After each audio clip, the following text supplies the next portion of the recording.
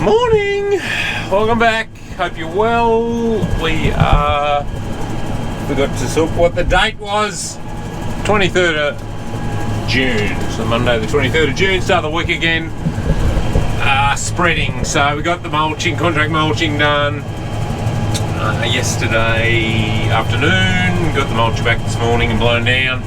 So I got the spreader back on. So I've got 60 hectares of canola been going, I don't know, an hour I suppose. So I've got 60 hectares of canola left to do. This is the last paddock, and then we might do some barley while we're going. We just thought we might as well empty the truck because it's not going to come to any use while it's still in the truck. So you can see here, it's got some lighter country here. So this is how all our canola should look. But yeah, it's just this stuff's got up and going on the sort of sandier, lighter country. It is looking for a bit of nitrogen. The leaves, sort of bit of a telltale sign is the sort of purple. The leaves going a bit purple. But you can see here we've got a bit of a rogue emergence too. Got little plants that have only sort of not long come up, and then obviously we've got the big stuff.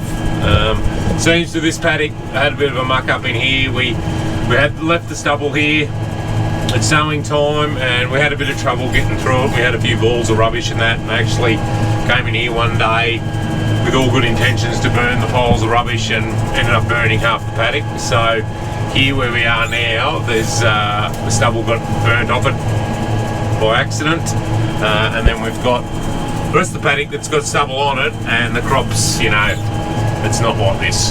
So I don't know, we're doing the right thing trying to retain stubble, and yeah, we might be better off just burning it. So anyway, it's another discussion for another day. So Tony's going to bring the auger and hopper and that round for me from the other farm, and then I'll get a lift back with him and bring the truck round. So I don't actually know how much is in the truck, but hopefully there's enough to do most of the barley with a bit of luck, especially on this sort of sandier, hungrier type country. Yeah, so do it first and then see what we got left, but hopefully we'll be able to sort of get a bit done on a few other paddocks. Only putting 75 kilos out, so just with the way the weather is, we don't know what it's going to do, so we can chase it a bit late, chase more nitrogen later on. As I mentioned, I think in the last video, we'll just see what the season does. I think we're better off because we don't have, you know, heaps to do. We can get across it relatively quickly. We're better off doing smaller amounts more often in seasons like this, and just just see how the weather plays out. So talking rain, hopefully by this evening, tonight it'll be raining, and they've sort of got rain the next 3 days. So fingers crossed we can end up with 15 or 20 mil out of it. Would be a really good result. But you can see here, you know, it should all look like this, but clearly it does not. So anyway, I've sent Matt, our agronomist, a message this morning, so going to get him to come and have a look over the canola just to do a grass spray, and there are a few broadleaf boys getting around as well, so we'll get him to come and do that, and then we can give it a spray after the rain too. Just need to turn around here, so we'll get both hands on the job. Truck shifted, just had nose bag on, so I had a bit of lunch. There you can just see here the difference. There's plenty of plants here, like it's all there, you can see up the rows, but it's just growth stage is a fair way behind. There is a bank of cloud coming. I'm getting a few Snapchats from the boys across the river that it is raining, so we'll just wait and see. Just had a look on the radar and it's sort of slipping down, dropping down below us, so I don't think we'll get anything today, or it'll be later if we do. Just had a phone call there about half an hour ago from a girl in at Elders that handles the fertiliser that we deal with, and so we've got another load of fert urea coming next week at I think it's $7.65 a tonne. Pretty sure, not sure whether that's plus freight or including freight delivered to farm, so there's about $35 or $40 in freight either way, but she said with what's now going on overseas, we'll be very close to $1,000 a tonne for our next well, she said she can see it going to $1,000 a tonne. So she's just doing a bit more homework to try and get a price. Yeah, and possibly next load would be around that, be somewhere in that $900 to $1,000 a tonne. So it's potentially gone up, you know, over $200 a tonne with what's going on overseas. So yeah, it's getting to the point where it's a bit expensive. So we'll just need to make some decisions what we do. Sort of using it pretty sparingly anyway, given the way the weather is. But you know, if it's gets to those sorts of numbers, it's pretty hard to justify using it, to be honest. So anyway, we'll just see how it plays out. Hopefully things overseas settle down for everyone's sake. You can see now that I'm up over the hill here, you can see the bank of cloud that's coming down or coming across. We needed to start up a bit further that way. Yeah, it's pretty windy outside. I've actually spreading here. I've actually got Urea hitting the side window of the tractor. So anyway, fun times with the yeah, input prices. So anyway, it is what it is, unfortunately. More sheep, maybe a few cows. Maybe that's the answer. Yeah. Anyway, we'll keep chipping away here. I haven't looked in the truck. I don't know how much we've got left, but yeah, fingers crossed we can at least get the barley done. Yeah, while we're going. The rain's here, so I've nearly got this paddock done. I've got 2 more runs. Yeah, we'll just see what to do, see how much it's gonna. I'll run this out somewhere. I've still got a couple. We'll still have about 1,500 kilos on board, so we'll yeah, might put it out in the next paddock anyway. Give me a windscreen off clean so I can see. Yeah, so it's a fair, just looking at the radar, there is a fair bank of cloud coming across, which is nice. What I've done too is I've set the controls for the spreader up on the joystick, so I've only got to press when I turn around at the end here. Good. Yeah, just got to press the 1 button and it engages the GPS and it opens the doors on the spreader. So all a bit easy, really. We're going to have a little strip there at the end. I'll probably just leave it. I think it's not. There'll be a bit of. We'll be throwing it further than 36 metres anyway. So running on the same lines as what we run on with the spreader, with the boom spray. Sorry. So yeah. Only got the 1 set of wheel tracks, so that's the plan anyway. So. Co-workers or whoever it happens to be, if you notice change in behaviour. So yeah, nice little shower. Sticky, it's made everything a bit sticky. I've emptied the truck. Yeah, I'm not as wet as what I probably look. So yeah, hopefully I've got enough here on board to finish this paddock, and then yeah, we'll just call it and head for home. So it's worked out pretty well. Hopefully Tony's still here and we'll come back out and slip back out and grab the truck and get it home and get it in a shed. So I'm not too concerned that, yeah, there's still 70 odd hectares of barley here that would have been good to get some urea on, but we'll just say it might, you know, we might get a break in the weather, we can do it, but I'm not too concerned. It's still, crop is still young enough, well and truly, so it just would have been good to give it a bit of a kick, and it'll actually be good to see whether putting a bit on now as opposed to putting a bit on, you know, later on, whether it has any yield difference, I suppose. Yeah, so but hopefully it comes in and it rains for 2 or 3 days, because it's really what we need. Yeah, we don't need 100 mil of rain. If we could get, you know, take 20 or 30 without much trouble, I'd happily take 15 to 22. So it's sort of the stage where we'll take whatever we can get, really. We can't be beggars, can't be choosers. So, yeah, anyway, we'll get this done and we'll get on. So we need to show the good with the bad. We do. Can't just show you all good stuff all the time, because you'll get a impression that it's all beer and Skittles. What you see there, that is a miss with the air seeder. Now, I'm going to blame Jay because he's not here to defend himself. I think he's actually holidaying in Bali, so we'll definitely blame him, but I don't think it would have been me. Anyway, I'm not saying it wasn't me, but I think he actually finished this paddock, so we're going to blame him. Anyway, it's either that or he realised it's going to get really, really wet and he's put a landing strip in for me so we can land a plane for spraying and top dressing. That's generally the joke. So, yeah, it's a full run. I don't know what's happened, how that's, because the buzzer would have been going off to say that you're not actually sowing, or the headlight monitors. So, anyway, it happens unfortunately, but yeah, for a full run, it's a bit of an odd one.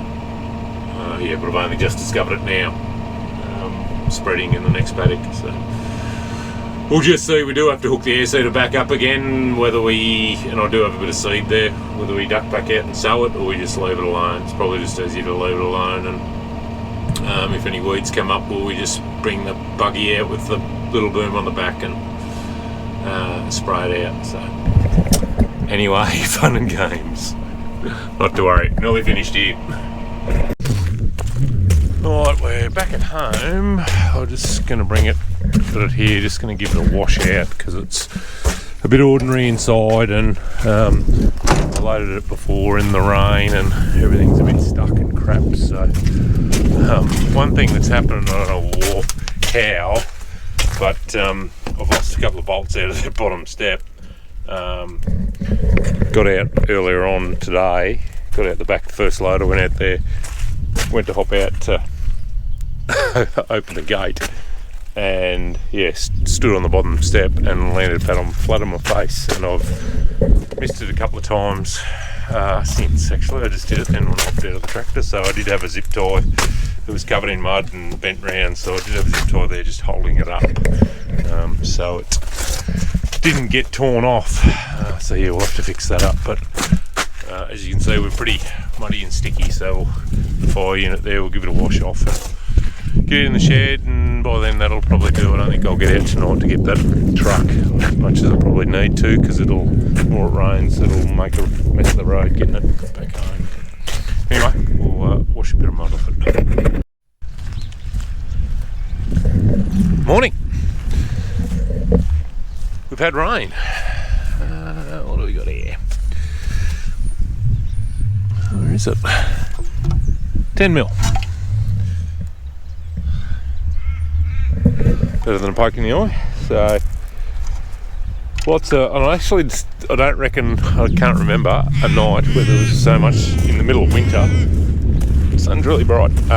So much sun and lightning. It was all night, just storms rolling through. So, yeah, I think just checking, looking at the electronic gauge, was about 12 out the other farm where we were spreading yesterday, so that's perfect. Yeah, so Tony's not here, probably for a couple of days. I think he's just getting a procedure done, so yeah, he's away for a few days, so I'm here in my pattern alone, which is good. So going to be pretty cruisy today. I do have a bit of computer work I need to do. Just going to feed sheep now. Jesse's ready to go. Yeah, we'll have a bit of a look around, but we won't sort of go too far. It'll be pretty sticky around the place. So yeah, we'll do some Meals on Wheels and yeah, see what we can find. I've just been having a bit of a cruise around. So this is over at our dairy block. So there's, I don't know, what's here, 20 hectares, something like that. So whether we mentioned, I had a fencing contract come in. We've actually fenced it off just as a pasture area. The plan is to next year to sow the rest of this farm in lucerne, so we can sort of turn it into a grazing block, and I want to fence it individual blocks eventually. So that's the plan. But I'm thinking, just talking to Tony yesterday, whether we wean most of the lambs and just leave, 200 or 250 ewes with them, just so they're not so feral, because generally weaned lambs can be a bit crazy. Yeah, and we'll bring them over here and they can hang around over here for 10 days. and then by then we'll have some feed like the oats and vetch, and that'll be going pretty well then. But we've got this area down the back corner here, and we've never really done much with it. It's got a bit of fence here that we need to pack up.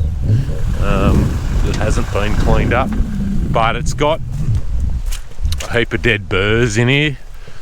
So, and what, of course, they're covered in seeds, and that's just like Velcro to wool.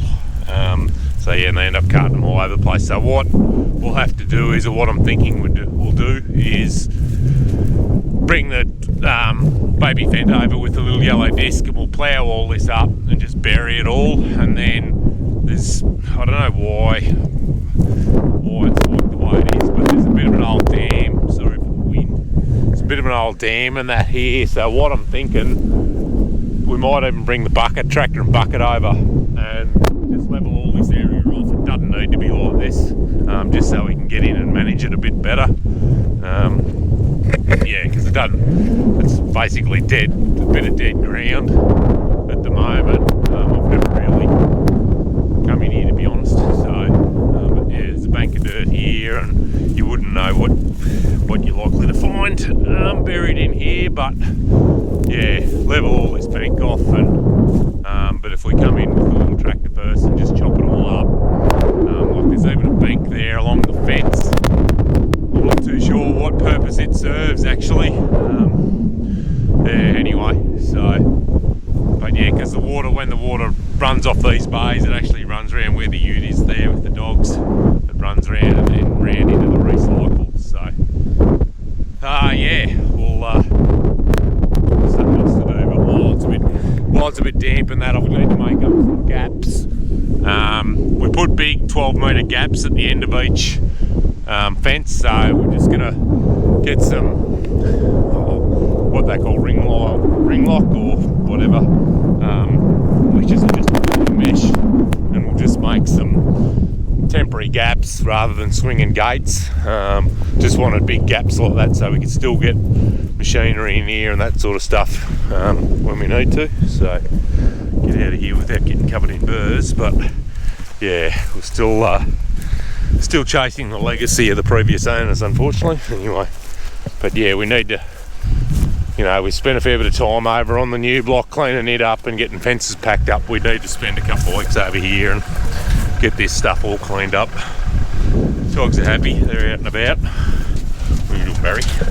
But yeah, be good pick for the lambs over here, and then by the time they're happy to eat out, we can let them out and hopefully get them in the oats, and then we can still, once we wean them, there's no point feeding the ewes. We can just concentrate on getting the lambs up to speed, because the lamb job, any farmers watching would know, but any of us that aren't, the lamb job has exploded. $10-11 a kilo. So, and like for reference, like the trade lambs we sold, they averaged about $8.50. So we're up another couple of bucks a kilo. So if we can utilise some of that, it all helps. So, but good, plenty is in time. Like we want a lamb down over here. Like there's good shelter and that sort of stuff. But it's just getting it set up. It's not the greatest cropping block, this, just purely because it's in such little blocks the way it's been landformed. It was an old dairy farm, so you can understand why it's just seatbelt lights. Put my seatbelt on. Yeah, like it would make a really good grazing block. So I'm sort of thinking the next 12 or 18 months we get it laid out a bit, set up a bit better with fencing and troughs and that sort of stuff. But it just all sort of takes time, unfortunately. But yeah, good pick of ryegrass and loosening that in here. We did say some loosening in here. The other block's a lot better. The loosening in it's a lot better, but yeah, I did chuck a bit of urea in here the other day just to help it with the rain. So yeah. Rightio, fast forward a few hours. This will be the end of the video. I haven't really done much today. I've just went and caught up with a mate and had lunch in town, and we actually went for a drive around and looked at a few crops and that sort of thing. So pretty cruisy. The day has deteriorated pretty ordinary. The wind's up again, and it's cold and generally pretty crap. So what I did earlier on though, I've just been chipping away at this, slowly hooking this up. I've got to get, I'm actually a hose short for some reason, so I'm sure I ordered 8 and I've only got 7. So I saw the guys in town, so they're going to make me another hose and that'll complete that one. And then I did get some elbows. This here, what I'm going to do is elbow outer here and then into our 1 to 2 divider, which I've got to mount up there, and then we'll hard plumb, yeah, out of there into that thing. We can actually lift it and do everything now if we wanted to. So I've just got the cylinder on the hitch here and also the cross level. So when I talk cross level, we can actually tilt the bucket you know, on an angle on one side. So I'm going to put them on that 2 to 1 or 1 to 2 because it's something that we won't use all that often. So it'll go on the 5th remote, and then in the tractor we've actually just got a rocker switch, yeah, to activate it. So we'll end up, and I need to have a look. I'll have a look while I'm talking to you. So look up in here. So we need to get another switch of some sort. We might even be able to rob one of them, because we don't. Chris, who had the tractor, he had a electric mast, whereas we've just got a fixed one. So we might be able to pull one of them out and just put it just needs to be a bit of a switch like that, so just to divert it from one side to the other. So we'll pull one of them out, and I'll follow the wiring back, and we can do it that way. So, but yeah, we're getting there. I'm just chipping away at it. I'll see what's going on the next couple of days. I'm not too sure what Tony will do. I'll be surprised. I've been messaging him. I'll be surprised if he's here the next few days. So I'll probably tell him not to come the next few days. So the procedure he's done looks pretty wild. So anyway, yeah.